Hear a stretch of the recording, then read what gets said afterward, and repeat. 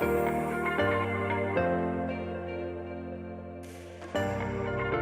Hugh here from Oak Park Chartered Accountants. This is the second video in my current series.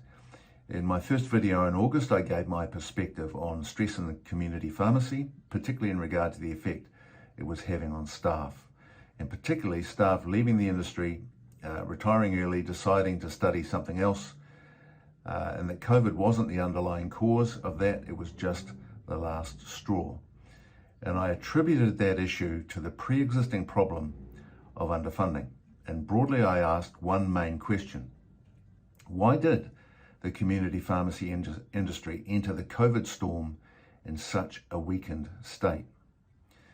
So in the remaining videos in this series, I'm going to try and address that question with a particular focus on the role of two key players in community pharmacy in this country: your funders and your regulators, the Ministry and DHBs, now Health New Zealand, and your lobby and advocacy body, the Pharmacy Guild of New Zealand. Where you are today is almost certainly mainly attributable to the actions or inactions of these two bodies. So, what do we pick out of the last 10 years in the pharmacy industry to help us understand why you are where you are? I've chosen 4 issues which I think cover it. 1, there are too many pharmacies. 2, discounters have heavily and negatively impacted your industry. 3, you appear to be effectively consulted on very little. And 4, your funding is insufficient. So that's my list. I hope you agree. I think that'll do the trick for these purposes. Now, I covered the issue of discounters thoroughly in my videos in 2021. You can go and watch those. So the subject of today's video, there are too many pharmacies and a few large corporates operate hundreds of pharmacies between them. Now, I have heard it from countless pharmacy owners in Auckland and elsewhere, Christchurch, Taranaki, that there are way too many pharmacies. I've heard so many say it that I'm going to presume it's a fact. So to open a pharmacy, as you know, you need 2 things. You need a pharmacy license, and that's issued by Medicines Control, an arm of MedSafe, itself an arm of the Ministry of Health. And you need a pharmacy contract issued by DHB's now Health New Zealand. So the logic is solid, I believe. For us to have gotten into the situation where there are truly too many pharmacies, there have to have been too many licenses issued, or too many contracts issued, or both. And the Ministry of Health is 100% responsible either way. So first of all, licenses. Medicines Control, a branch of MedSafe, issues pharmacy licenses. That's a regulatory action that has 2 main criteria. The person applying for the license is a qualified person and will operate the pharmacy according to guidelines. And 2, that they own, operate and have effective control of no more than 5 pharmacies. Now, as we know, a few corporates, including Green Cross, Chemist Warehouse, Countdown, Bargain Chemist, now effectively own, operate and control many more than 5 pharmacies each. So how is that possible? How can that have been allowed? Let's walk through it.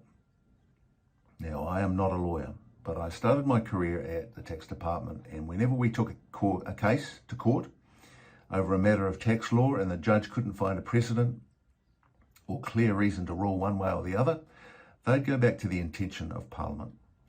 They'd read the Hansard record of the legislators to work out what their intention was in the legislation.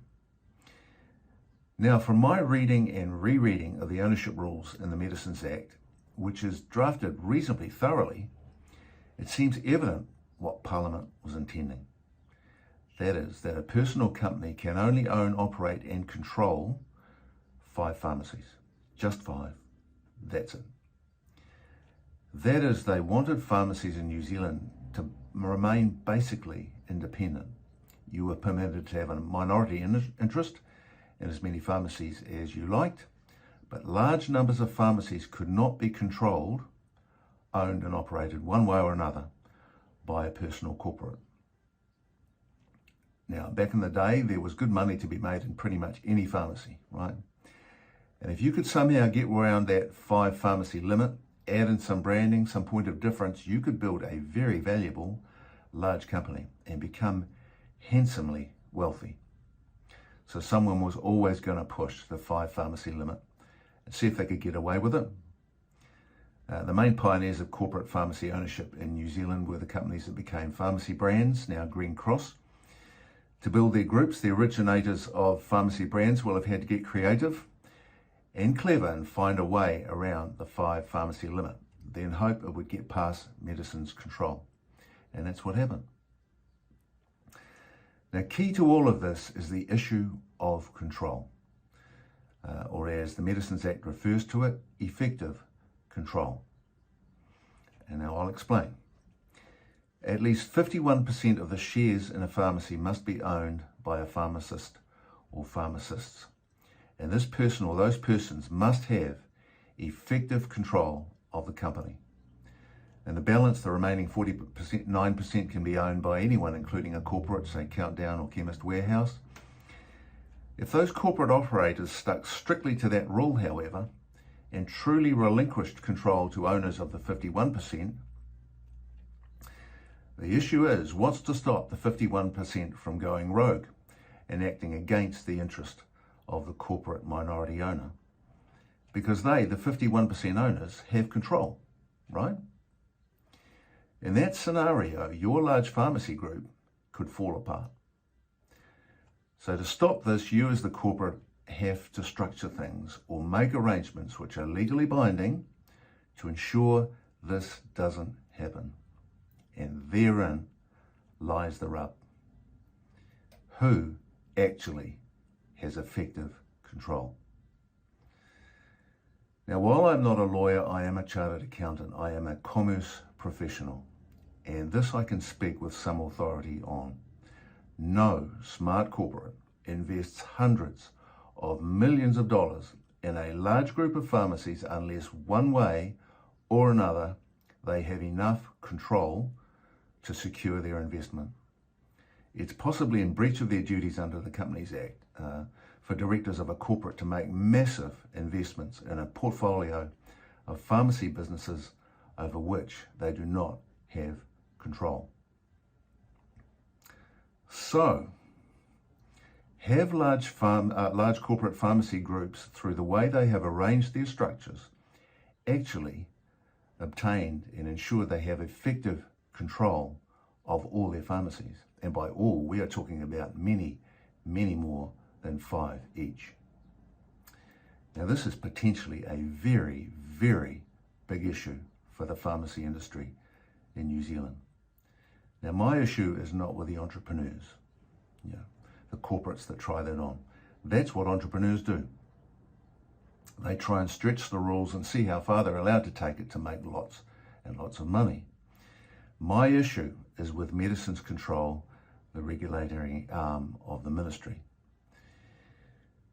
Medicines Control has issued hundreds of licenses to a few corporates in New Zealand in the last 10 years and continue to do so.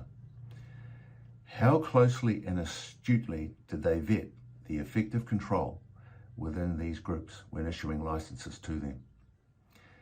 Were those licenses granted correctly, or were they granted incorrectly? That is not in accordance with the Medicines Act, both how it's worded and what the legislators intended. Back to Green Cross. My view, and I think your view of Green Cross, is it's been a relatively responsible pharmacy-owning corporate. It's brought very effective branding and retail practices to pharmacy, and it's cohabited with independent stores without damaging them, as far as I hear.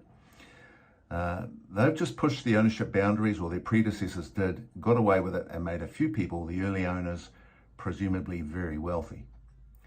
If it had all stopped there with Green Cross, it would be fine. I wouldn't be doing this video because there'd be no harm. However, it did not stop there, did it? Green Cross paved the way for corporate pharmacy ownership in this country. They pioneered a way around the Medicines Act ownership restrictions, and With the ministry's blessing, they succeeded in effectively nullifying the 5 pharmacy ownership restriction in the Medicines Act. I'm going to repeat that. Effectively nullifying the 5 pharmacy ownership restriction in the Medicines Act for anyone that wanted to build a big pharmacy group in New Zealand. Now, the corporates that have followed Green Cross have been a very different crowd. Countdown, Chemist Warehouse and Bargain Chemist have brought their confrontational discounting model to the market, changing the industry wherever they go to a price-cutting, low-service pharmacy model, which is replacing the service-oriented, independently owned pharmacy model that was doing such an excellent job. And once you destroy something, you almost certainly can't get it back. So I have 3 questions for the Minister of Health.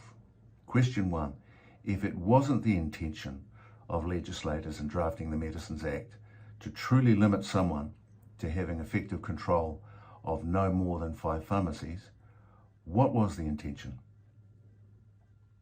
Question 2, on what basis has Medicines Control deemed pharmacy-owning corporates in New Zealand to not have effective control of their multiple pharmacy businesses? Because that is commercially implausible.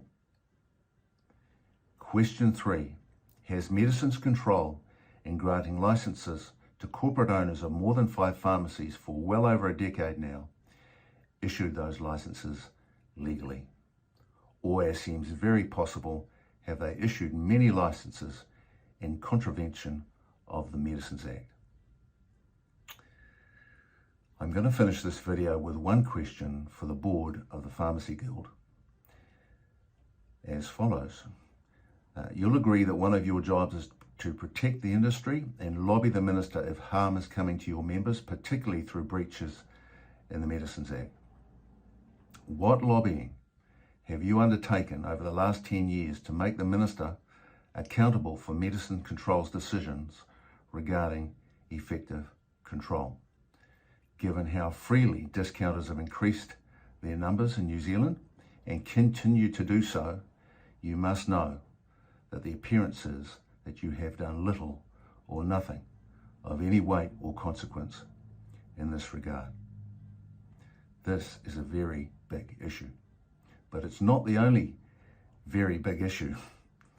And in my next video, I look further at why New Zealand has ended up with way too many pharmacies, particularly in Auckland, and specifically at the granting of contracts by DHBs. Okay, that's all for now.